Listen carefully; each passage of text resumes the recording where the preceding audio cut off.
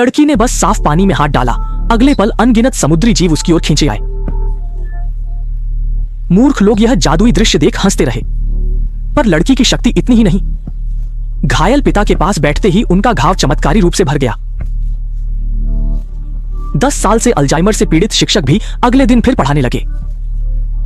जल्द ही लड़की की चमत्कारी शक्ति की खबर पूरे द्वीप में फैल गई। इस तरह लड़की ने अपनी शक्ति से सभी द्वीपवासियों को स्वस्थ और समृद्ध बनाया।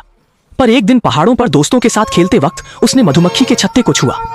अजीब बात यह थी कि मधुमक्खियों ने लड़की पर हमला नहीं किया, बल्कि आज्ञाकारी होकर जब लड़की ने यह करिश्मा लड़के को दिखाया, मधुमक्खियां उस पर टूट पड़ी। लड़की ने भौहें सिकोड़ी, मुट्ठी भींची और एक अद्भुत घटना घटी।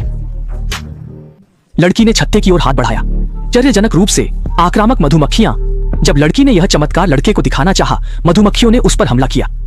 लड़की ने तुरंत मुट्ठी कस ली।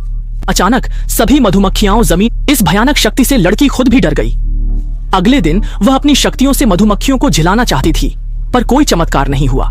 लड़की परेशान हुई और घर जाकर माता पिता को बताया। शुरू में माता पिता ने सोचा कि वह मजाक कर रही है, जब तक मां ने गलती से हाथ नहीं काट लिया और देखा कि घाव जल्दी ठीक नहीं हो रहा था। पिता भी आगे आए। उन्होंने अपने हाथ पर चाकू से कट लगाया, लेकिन उनका हाथ भी ठीक। दंपति को एहसास हुआ कि बेटी की उपचार शक्ति चली गई है, इसलिए पिता ने सभी द्वीपवासियों को बुलाया और सबको यह बात बताई ताकि बेटी को अपनी शक्तियां। पिता ने यात्राएं रोकने का फैसला किया, पर द्वीपवासियों ने मना कर दिया। उन्हें लगा कि वह झूठ। एक बड़े झगड़े के बाद बुजुर्ग शिक्षक खड़े हुए।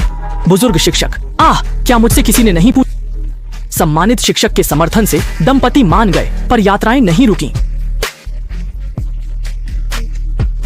लड़की के घर पर भीड़ जमा रही जब तक लोगों को सच्चाई का पता नहीं चला। पुराने शिक्षक का अल्जाइमर बदतर हो रहा था। पूरा द्वीप दहशत में था। जब महिला सोती लड़की को छूती, उसके हाथ का घाव चमत्कारिक रूप से भर। चौंक कर उसने पति ने भी देखा कि उसके घाव गायब हो रहे। दोनों समझे कि बेटी के सोने पर ही उनकी शक्तियां लौटती हैं। महिला शिक्षक को ठीक करना चाहती थी, पर पति ने रोका और समझाया, अगर शिक्षक ठीक हुई तो सबको बता देगी, फिर लोग बेटी की शक्ति का फायदा उठाएंगे। बेटी की सुरक्षा के लिए शिक्षक को नहीं बताना चाहिए। महिला मान गई, लेकिन जल्द ही शिक्षक उनके घर आ पहुंची। शिक्षक ने मदद मांगी। महिला ने दया से उसे बेटी के कमरे में ले गई। तुरंत शिक्षक ठीक हो गई। यह खबर पूरे द्वीप में फैल गई। लेकिन शिक्षक ने दंपति को नींद की दवा दी बेटी को देने के लिए। वे समझे कि लोगों का व्यवहार नियंत्रण से बाहर हो गया था। आदमी ने बेटी को द्वीप से भेजने का फैसला। अगले दिन एक बुद्ध देवता प्रकट हुआ। एक सामाजिक कार्यकर्ता इस द्वीप पर उतरा लड़की को बचाने के लिए।